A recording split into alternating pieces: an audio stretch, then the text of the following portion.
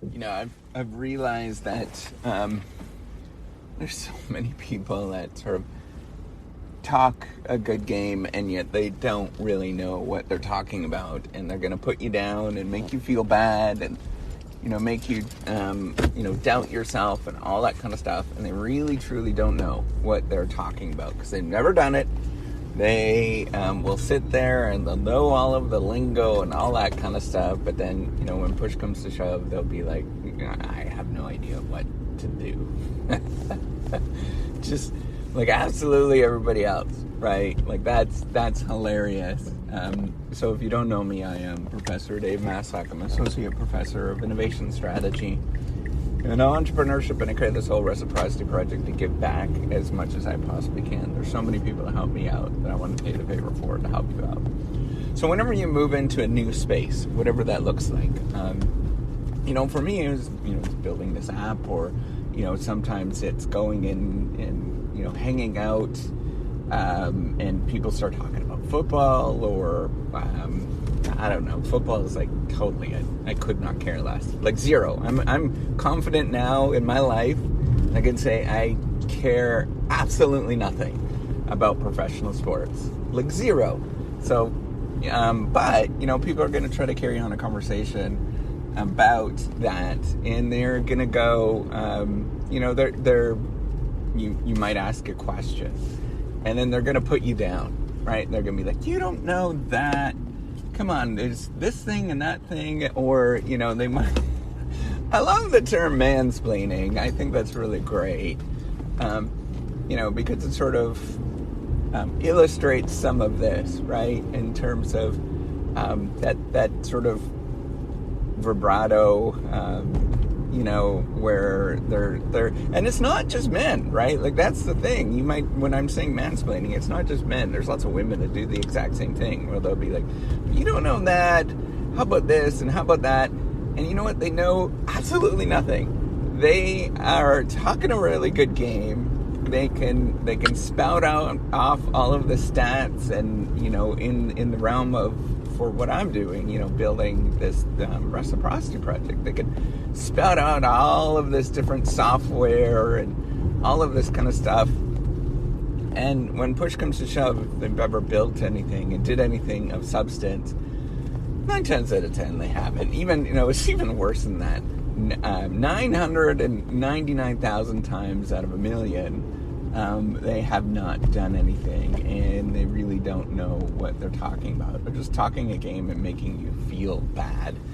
And you have to sort of realize that if you want to do anything, you have to get over that thing where people are going to make you feel bad, and they're going to put you down. And it's usually because, for me, I've got this thing I've realized, now that I'm in my 40s, I got this thing of men in power positions. I know that seems weird because I'm a man. But it does something to me. And I think it's sort of because of the relationship that I had with my dad. And I'm not going to get into that, but, it's kind of the relationship that I had, and sort of earmarks how I deal with men in power positions. I get really timid and nervous and scared, and I don't want to.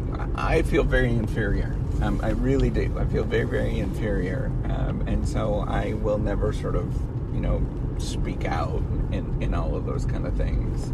And it takes a lot. There's been a lot of training on myself to stand up, and I still really struggle with it. But, what I've realized is that these people are sort of talking a good game or saying something that they're really not, they don't care. They really don't get it, and they really don't care. They're just talking to talk. They haven't really done anything of real substance. Every once in a while you do meet somebody that has done something of substance that might be like that, but in general they're not. What I've realized is that people that do things of substance really, that they have an unbelievable amount of, well, actually, I'm generalizing, right? So some people have a great amount of empathy that have done stuff. and they can, in the sense that they can sort of resonate with you. They're very personable, and they can sort of see where you are and help you along. So that's some people, but some people are just complete asses too, right? We can't sort of forget about that there is that aspect of it.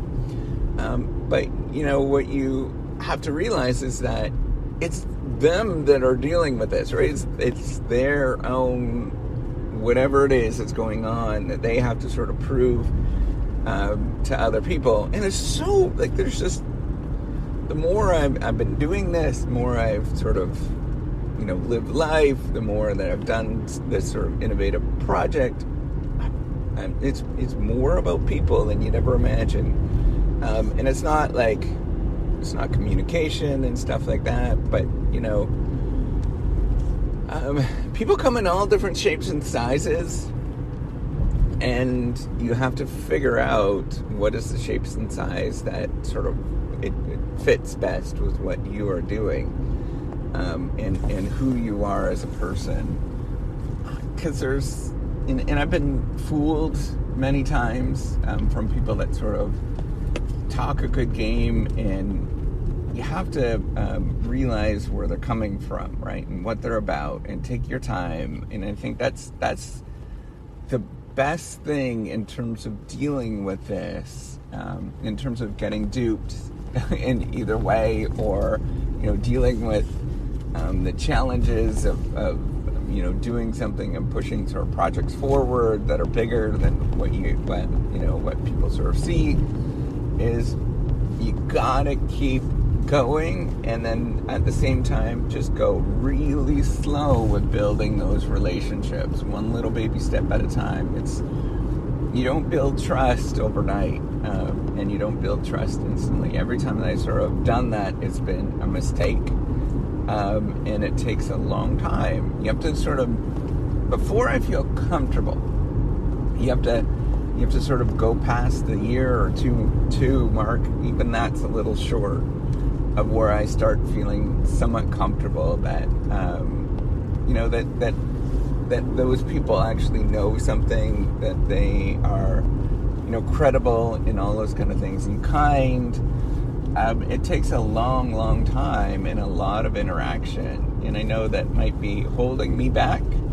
But it's a lesson I've learned repeatedly, because I am the type of person that wants to give. I'm the type of person that, in fact, that is my biggest flaw that I've learned is, I am too empathetic, and too I want to give, and I want to help people and please people and all that kind of stuff. I gotta hold back and not do those things. So, doing that stuff is super important, right? Of sort of earmarking where you stand, taking your time with building relationships, and really just going slow, not getting sort of, you don't have to do everything what everybody else says, right? You could just say no, and learning how to say no is very important to deal with a lot of this sort of vibrato and all that kind of stuff, where people are going to push you around and stuff, and that's hard. That's very, very hard. But I'm not saying don't be empathetic, and I'm not saying don't be a nice person and all that kind of stuff. That's not what I'm saying. I'm saying, just know where you stand, take your time to build those relationships, and just keep working at it, time in and time, day in and day out, and don't forget about it, right? Just don't forget that you can sort of stop with what other people, or you don't have to play by the game of what other people are playing, and you can see through some of these things. So that's where I want to leave you, is just keep going, do your thing, and good things will happen eventually.